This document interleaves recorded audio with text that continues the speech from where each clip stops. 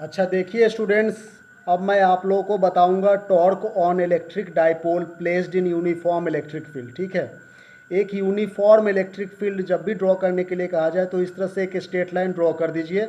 इसे हम लोग कहते हैं यूनिफॉर्म इलेक्ट्रिक फील्ड। ठीक है, इस यूनिफॉर्म इलेक्ट्रिक फील्ड में एक डाइपोल प्लेस्ड है, तो उसका ऊपर टॉर्क क्या लगेगा, मतलब डाइपोल जो है वो रोटेट करेगा, तभी तो रोटेशनल टॉर्क कहने का मतलब क्या, रोटेशनल फोर्स। एक डाइपोल रोटेट कर रहा होता है तभी टॉर्क लगेगा, रोटेशनल फोर्स लगेगा। ठीक है ना, तो वो टॉर्क का एक्सप्रेशन क्या होगा ये हम लोग चेक करेंगे। ठीक है, तो डाइपोल कहने का मतलब डाइपोल हम लोग कैसे बनाएंगे, जैसे मान लीजिए यहाँ पर एक निगेटिव चार्ज है और ये पॉजिटिव चार्ज है यहाँ पे। ठीक है, तो ये डाइपोल बन गया जो कि थीटा डिग्री एंगल पर है। ये बात समझ में आ रही है आपको। अब ये एंगल पर रखे हैं तभी इसमें टॉर्क एक्ट हो रहा है। ठीक है, अभी पता चलेगा तुम्हें कि टॉर्क एक्ट होने से क्या होता है, मतलब रोटेशनल फोर्स एक्ट होने से ये होता है कि ये एंटी क्लॉकवाइज डायरेक्शन में रोटेट करने लगेगा इस तरह से। ठीक है, तो देखिए जब भी डाइपोल को हम लोग यहाँ पर प्लेस करते हैं तो इस डाइपोल के बीच का एंगल कितना है, इस डाइपोल के बीच का एंगल जो है वो 2a, सॉरी डाइपोल के बीच का डिस्टेंस जो है वो 2a है। ठीक है, और इसके ऊपर जो फोर्स एक्ट हो रहे हैं यहाँ पर एक प्लस फोर्स एक्ट हो रहे हैं, F vector equal to force equal to क्या होता है, चार्ज इनटू इलेक्ट्रिक फील्ड होता है। ठीक है, और इसके अपोजिट डायरेक्शन में भी एक फोर्स लगेगा, चूँकि पॉजिटिव इधर जा रहा है राइट हैंड साइड की तरफ, तो निगेटिव जो है वो लेफ्ट हैंड साइड की तरफ जाएगा। तो हम लोग ऐसे लिख सकते हैं F vector equal to minus Q into electric field. ये देखिए माइनस क्यू डायरेक्शन में है। ठीक है, तो हम लोग यहाँ पर देख रहे हैं कि ये डाइपोल मूवमेंट इसका, ठीक है, ये ए नाम दे दिए, इसका नाम दे दिए हमने सी।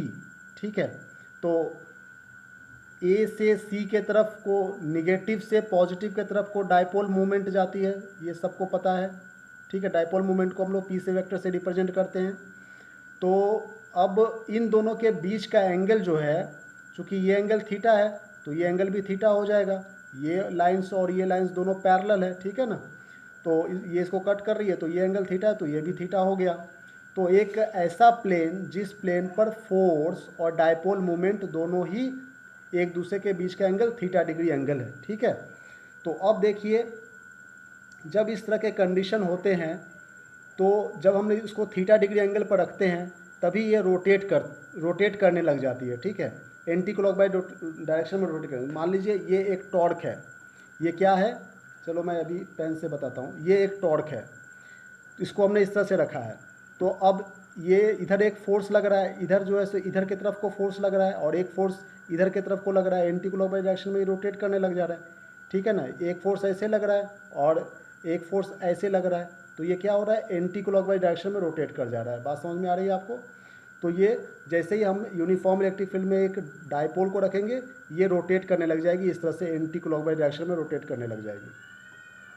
ठीक है, तो टॉर्क लगने के कारण इसमें रोटेट कर, टॉर्क की डायरेक्शन जो होगी वो एक परपेंडिकुलर डायरेक्शन होगी। अब परपेंडिकुलर हम लोग कैसे बनाएंगे, यहाँ पर इस तरह से बना दिए, टॉर्क की डायरेक्शन जो है वो परपेंडिकुलर है। ये राइट हैंड स्क्रू रूल्स की मदद, मान लो ये इसकी स्क्रू है, तो स्क्रू को जब हम लोग एंटी क्लॉकवाइज रोटेट कराती है तो ये कैसे ऊपर की तरफ को जाता है स्क्रू, और जब हम इसको क्लॉकवाइज रोटेट कराएंगे तो ये नीचे की तरफ को जाते हैं। ये बात समझ में आ रही है। तो ये राइट हैंड स्क्रू रूल की मदद से देखते हैं कि चूँकि ये एंटी क्लॉकवाइज रोटेट हो रहा है, मान लो एक स्क्रू यहाँ पर फंसा हुआ है तो स्क्रू को आप रिंच की सहायता से एंटी क्लॉकवाइज रोटेट कराओ, देखोगे वो ऊपर की तरफ आने लगेगा। ठीक है, और जब उसे क्लॉकवाइज रोटेट कराओ तो वो नीचे की तरफ को जाने लगता है। तो चूँकि ये डाइपोल एंटी क्लॉकवाइज रोटेट हो रही है तो टॉर्क ऊपर की तरफ को लग रहा है। ठीक है, तो टॉर्क की डायरेक्शन कैसे हो जाएगी, आउटवर्ड। यहाँ पर हम लिख सकते हैं टॉर्क, इसको कहते हैं टॉर्क मतलब रोटेशनल फोर्स। ठीक है, टाउ से रिप्रेजेंट करते हैं, इसका नाम है tau, TAU, tau, tau vector. तो इसकी डायरेक्शन कैसे बन रही है बेटे, इसकी डायरेक्शन हो रही है आउटवर्ड, इसकी डायरेक्शन हो गई आउटवर्ड। ऐसे कैसे पता चला हमें, राइट हैंड स्क्रू रूल। ठीक है, इसको हम लोग राइट हैंड स्क्रू रूल से बता सकते हैं कि ये आउटवर्ड डायरेक्शन में जा रही है। ठीक है, तो टॉर्क की डायरेक्शन हो गई आउटवर्ड, मतलब ये एक ऐसा प्लेन है, जैसे मान लो यहाँ पर एक प्लेन है, तो इस प्लेन में आप लोग देख रहे हो कि यहाँ पर एक फोर्स लग रहा है, ये फोर्स है और ये डाइपोल मोमेंट है। तो टॉर्क की डायरेक्शन ये थंब को शो कर रहा है जो कि ऊपर की तरफ को जा रही है, ठीक है ना। मतलब एक प्लेन तो ऐसे है जिसमें इलेक्ट्रिक फील्ड है और ये डाइपोल मोमेंट है, और एक प्लेन इस प्लेन के ऊपर परपेंडिकुलर है जिसमें ये थंब जो है वो टॉर्क को शो कर रहा है। तो ये एंटी क्लॉकवाइज रोटेट कर रही है इस तरह से, ठीक है। तो आप लोग ये समझ पा रहे हैं कि टॉर्क की डायरेक्शन जो है वो आउटवर्ड हो रही है। तो देखिए, जब इस तरह के कंडीशंस हो जाते हैं तो हमें यहाँ पर एक बात का ध्यान रखना है कि हमें टॉर्क की डायरेक्शन का तो पता चल गया, अब हमें इसकी मैग्नीट्यूड निकालना है। मैग्नीट्यूड निकालेंगे और कुछ स्पेशल केसेस देखेंगे, बस ये टॉपिक फिनिश हो जाएगा, ठीक है।